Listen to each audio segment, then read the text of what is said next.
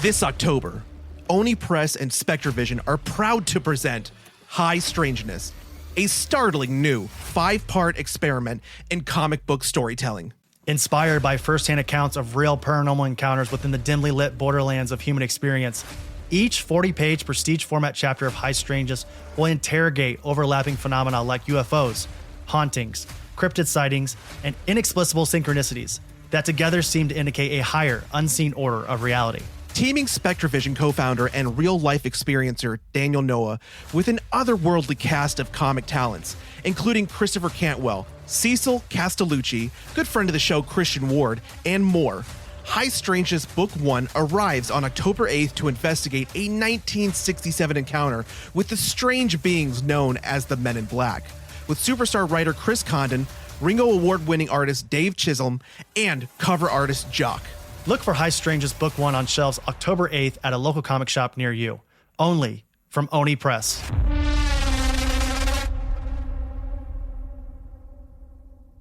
Hey, this is Chris Stuckmann, the writer and director of Shelby Oaks, and you are listening to the Oblivion Bar Podcast.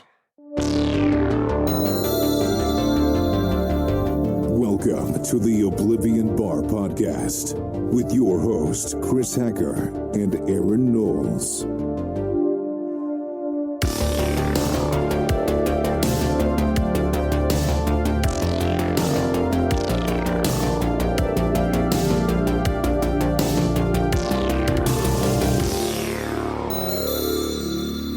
Joining me today is a pioneer in the world of film criticism over on YouTube. For many years, and especially now, his bottomless amount of passion for the world of cinema has led him to become one of the leading voices in the world of film discourse. He's here today to discuss his debut film, Shelby Oaks, a supernatural horror that began as a record-breaking Kickstarter project and now has found a national theatrical distribution through Neon. It is my pleasure to welcome Chris Stuckmann onto the Oblivion Bar Podcast. Oh, man. Thank you so much for that very humbling intro. It's always it's so fun to hear the reaction of the guests when they hear sort of their entire, and we talked to a lot of comic creators here on the Oblivion Bar. Yeah. And to hear like basically their entire filmography or bibliography or whatever their work is sort of laid out in front of them, they generally don't know how to react. So I'm glad you found a little bit of enjoyment in that. Oh, that's great. Thank you. And also your background's amazing, by the way. Oh, thank you. You talking about like back here? Yeah. Oh, yeah. Well, here's the thing. I'm a longtime Stuckmann fan, and I am also of the army of physical media. And I have a question about that here in just a moment. So I'm going to save that for now because we're definitely going to get into that. And then before we even get to Shelby Oaks, which I'm very excited to chat with you about, I need to talk to you about something that's been burning inside of me over the last couple of years. And I think it's a topic that I can't really make my mind up on, and I think you might be able to help me with. That's okay. Sure. Like you, the theater is my temple. And it's something about that. There's something about that experience that just like tickles my brain or releases that chemical that I cannot recreate in any other way. Every movie we talk about here on the show on the Oblivion Bar, I kind of have to see it in that environment in the theater with, other folks or, whatever. So again, this is sort of my long-winded way of, I'm spinning my wheels here, but I have to ask you, the first question here is, when thinking about feelings versus critical analysis in sort of film discourse, or I guess said in another way, how a movie made you feel versus how looking at a movie strictly as an art object. Are you, Chris Stuckmann, able to separate the two and sort of make up your mind what was put up on screen? Or do you find yourself sort of letting the movie wash over you and allow that euphoria to play into how you view that film going forward? I think it is almost exclusively about, at the end of the day, for me, it is about how I'm feeling and the vibes that I'm getting from something. Because, you can see, and I think that's how like really scrappy films get successful, that were made for low budgets, that you could tell that there was this real passion to get the film made. And you're not looking at it thinking like, oh, well, this isn't as refined as some of the bigger budget films I see or whatever. You're just thinking like, I can really tell the person who made this movie was like putting their heart and soul into it. Mm-hmm. And when that comes through on screen, for me, it doesn't necessarily even matter some of the things that I might normally have not maybe liked, because I can tell that this was not made to make money. This was not made to get a paycheck. This was not, this was like someone who had to tell stories. And like, I just saw a film recently that shall remain unnamed that I didn't really like necessarily, but the vibes of the movie were so so good. It was such a cozy movie that felt so warm and inviting that I actually watched it a second time because I just liked that world that the filmmaker had created. And so I think it changes for every movie. I don't think we can ever watch any, a film and feel always and interact with film the same way all the time. I think that's one of the things I love so much about movies is that I can watch 100 different movies and feel differently and interact with them differently because of the circumstances the movie was made, or because the way the movie makes me feel, or something the movie reminds me about from my life, or something personal that I'm bringing to the table that the filmmaker seems to also relate to. So I think it's tough to say like it's one or the other. I think it kind of changes between films. Yeah, that's a great response. And I asked the question, obviously, because as I said earlier, it's this thing that I'm sort of toying with in my head as someone, again, what we do here on the podcast on the Oblivion Bar is not, I don't think, criticism. It's really just Aaron and I, a couple dopes, talking about movies and things that we love. And I have an example of this. And I know that like letterbox ranking is not really that important. I know that's how a lot of us sort of categorize how the year went or just how we felt about a movie at that moment. And those can change, obviously. But I currently have Superman number 4 on my list for 2025. And I've got like Black Bag and Caught Stealing, Weapons, Warfare sort of behind it, which I think you could maybe make an argument that those films sort of do a lot of other things really well, like from a technical standpoint, I guess, if you want to say that. And I stand by that number 4 ranking, but it just sort of feels strange in my head. I'm just curious, like, if you've ever had something like that happen to you as well. Oh, I mean, I think I've put way too much stress on myself over the years whenever I do my top 10 of the year list because oh yeah, because you feel like it's almost like you're etching it into a stone or something. Like you're like, this is how I feel forever, and blah. It's like, and it's really not that important. It's you're just kind of telling people what you loved, and so yes, there are times where, and also there comes a time where you realize, okay, so people actually do seem to care about my opinion. That means that I should try to spread awareness for movies that maybe aren't as known. And so like, I have the years where Top Gun Maverick is my favorite movie of the year. And yeah, everybody knows about that movie, but it's true. I love that movie and I saw it 6 times in theaters. And you can't ignore that. It's like, that's a very real thing that you just experienced. But, there are times like with the movie Mass was my favorite film of that year, which was just about a chamber piece where 2 families meet to talk about a tragedy. And it was so amazing. And so I think that if Superman is your number 4, then that's how you feel. Like I really push back against this whole, like, our top 10 lists or our top 15 lists or whatever. They have to be these, these incredible Oscar worthy achievements that are going to be, talked about for forever.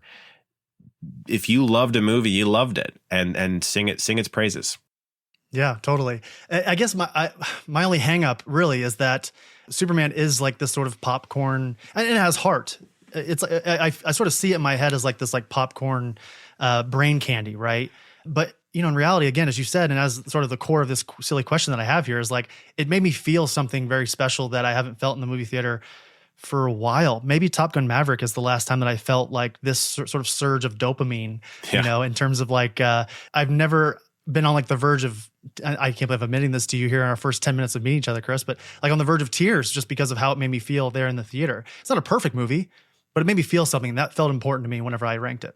Yeah, for sure. No, absolutely. I completely understand. One more quick aside before we get to Shelby Oaks. I have to ask you again, you are like a 5-star general in the physical media army. I'm like a second lieutenant, maybe a first lieutenant. I might have gotten a rank here recently, but I had a couple recent pickups that I was sort of excited about. And I wanted to ask you, are there any recent physical media pickups that you've had that you're really excited about? I'm pretty excited about something coming up that'll be shipped to my house pretty soon. I was able to do an audio commentary for a Blu-ray release for Lake Mungo, an Australian horror film. Yeah. It's being put out by Umbrella Entertainment, and they asked me if I'd want to do an audio commentary, and it's my first time doing one for like a movie that isn't mine. I mean, I did one for Shelby as well. That'll be on the Blu-ray, but that was a big honor. Like, that movie means a lot to me, and I've been a big supporter of it over the years, and I really am excited to get that in the mail for sure. Also, I just got Shout Factory had a sale. It was Shocktober, and they had this sale on a lot of their horror stuff. And I picked up Silver Bullet to watch. This is 80s Stephen King novella, which became a werewolf movie with Gary Busey. And I just showed it to my You got me. yeah. I just showed it to my buddy last night, and we had a good time. Yeah. Gosh, you've been, I think, maybe the loudest and the longest flag bearer for Lake Mungo.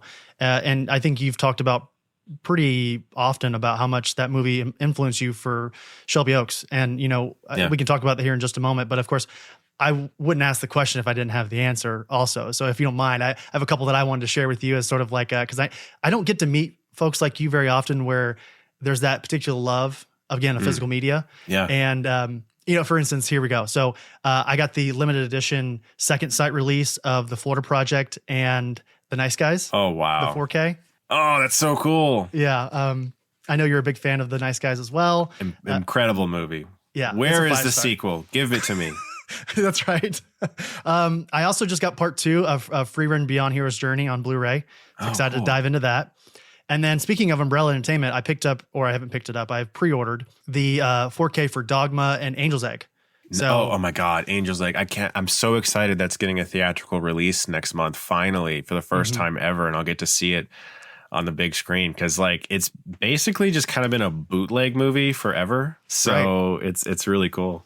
That sentence you just said there makes me excited and nervous at the same time because I went to go see Daft Punk's Interstellar 5555 in theaters. Yeah, so did I. The AI upscale was horrific. Right? It was. Yeah, no, it scared me. I didn't know about that. And I went and I was like so excited to see this thing. And I was like, they're probably my favorite band. And I was, oh, that's awesome. That's sick, dude. I'm showing my Daft Punk tattoo to everybody who can't see the video. The first minute I was like, why does this look like silly putty? Right.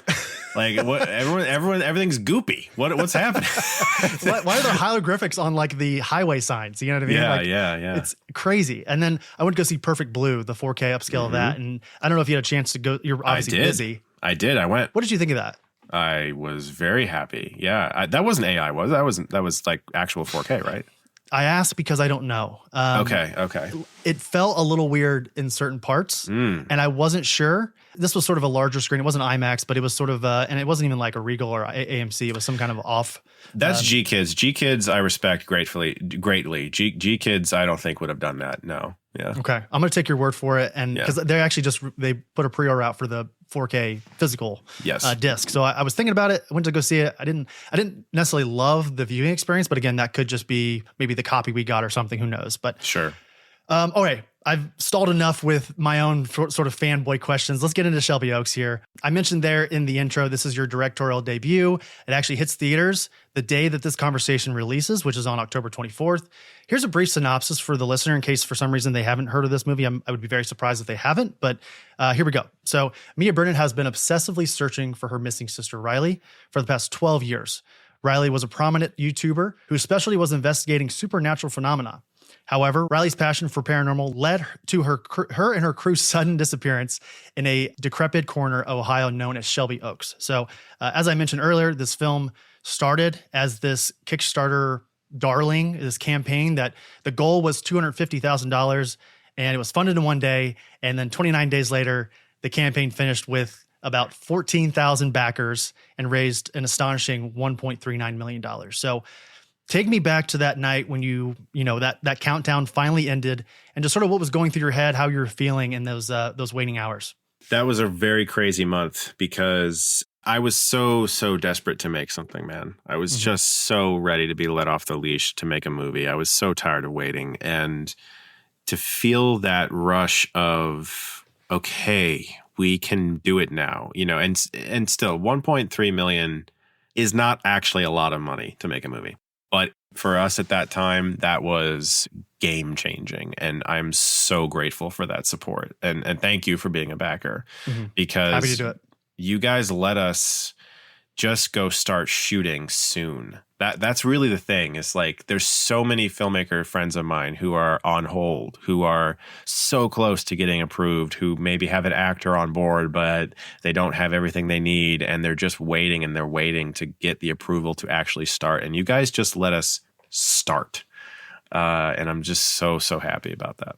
Yeah. I mean, it was really cool to see, again, as someone who's been watching you and your channel for years. Gosh, I mean, I think I started to see, I think my first ever review, and this is hard to really track down, but I think the first ever video review that I've ever watched of yours was Dread. Wow.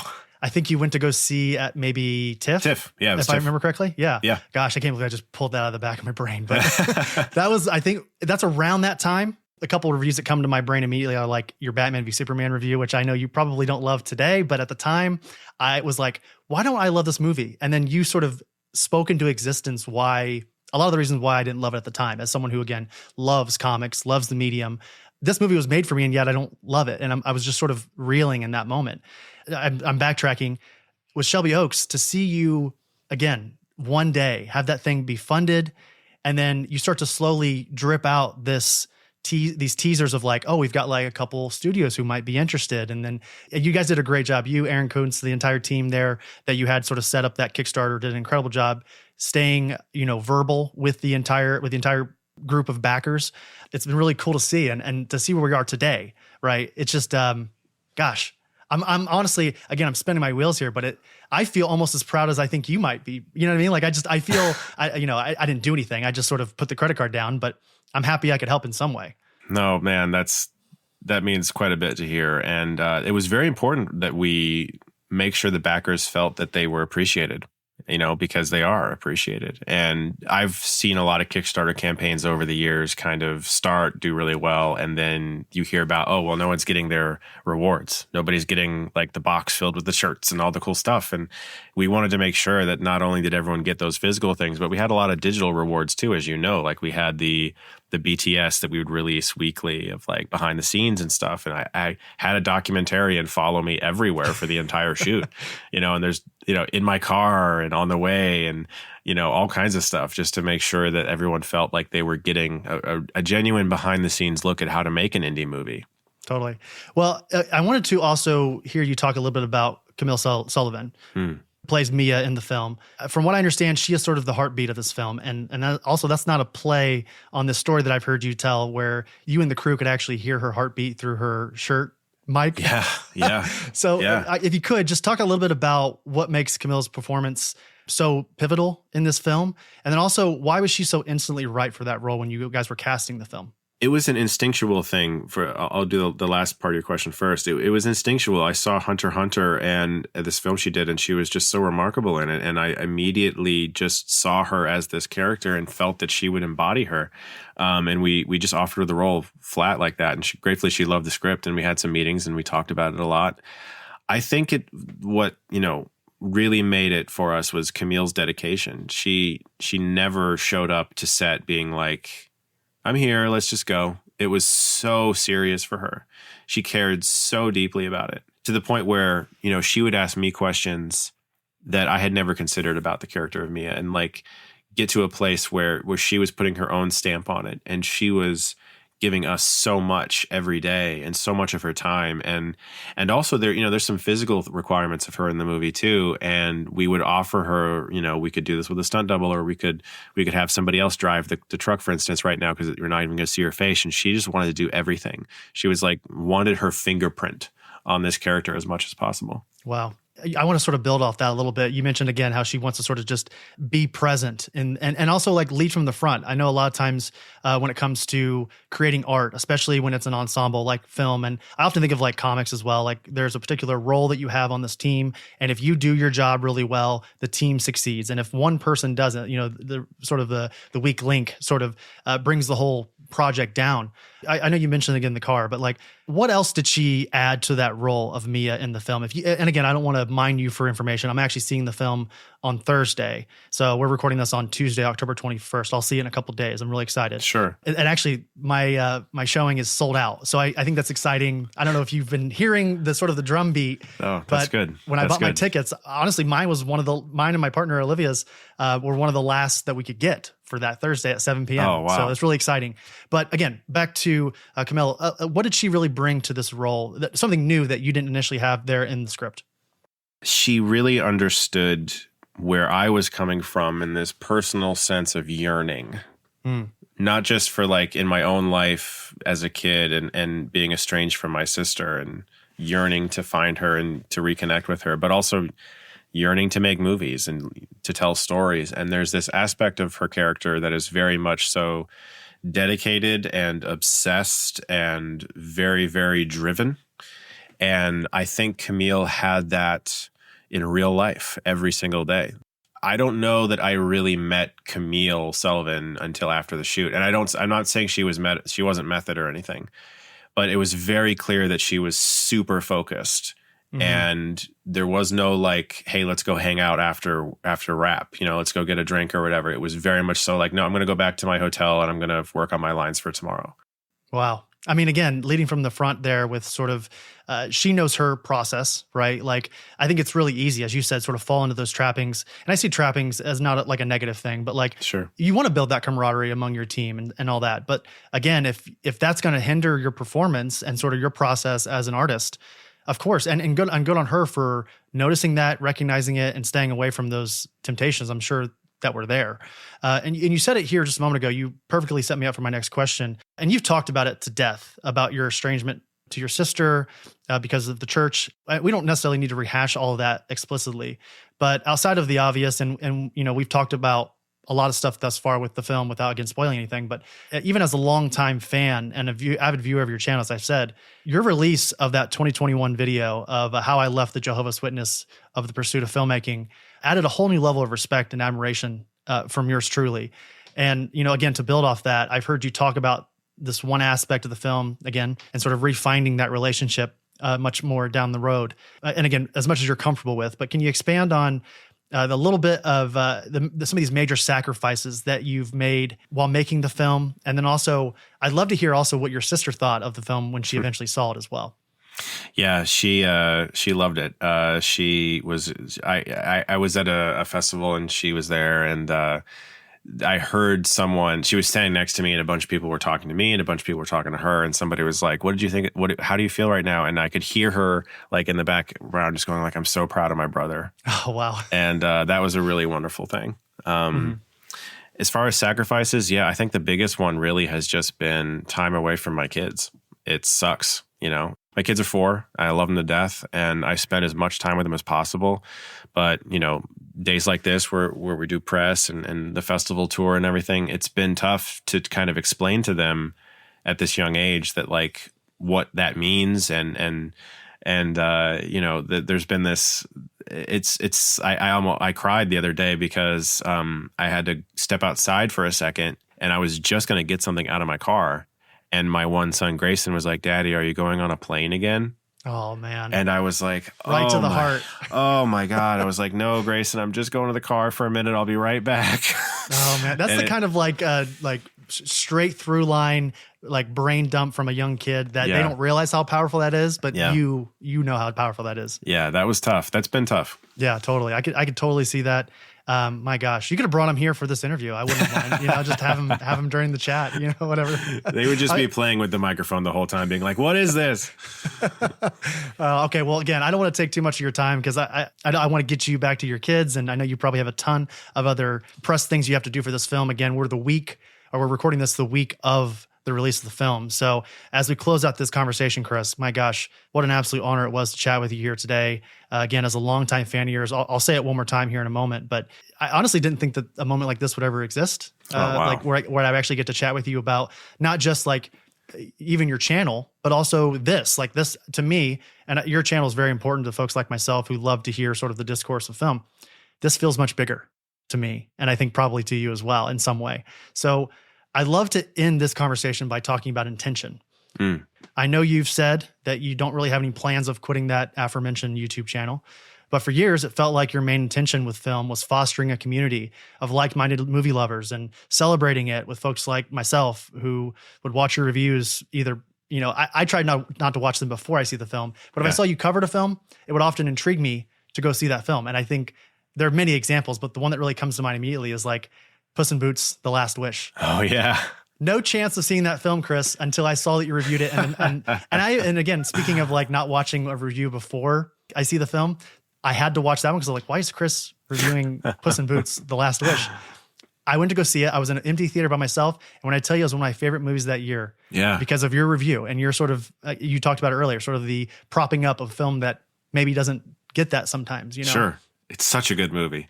It is so good. It is awesome. I need a 4K of that. But anyway, I'm going to quote Making Movies. I don't know if you've read this here. I have read that book.